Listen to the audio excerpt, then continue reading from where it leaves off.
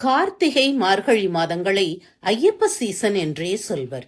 இதில் ஐயப்பனுக்கு மாலை அணியும் முன்பாக வீட்டில் உள்ள பெரியவர்கள் பெற்றோரின் அனுமதி ஆசிகளை பெறுதல் அவசியம். மகர ஜோதி தரிசனம் அவரவர் செய்த புண்ணியத்தை பலப்படுத்தும் வழிபாட்டு நெறிமுறையாகும்.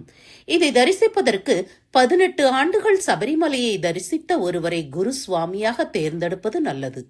மனம், உடல், வீடு ஆகியவற்றை சுத்தமாக வைக்க வேண்டும். குடும்பம், பொருளாதாரம், வீட்டு பெண்களின் சூழ்நிலையை கருத்தில் கொண்டு குரு சுவாமியின் வழிகாட்டுதலுடன் மாலை அணிய வேண்டும். காலை மாலையில் ஆச்சார அனுஷ்டானத்தை கடைபிடித்து சரண கோஷம் சொல்லி ஐயப்பனை வழிபடுவது அவசியம். ஜோதி தரிசனம் செய்ய செல்பவர்கள் குரு சுவாமியின் கைகளால் இருமுடி கட்ட வேண்டும்.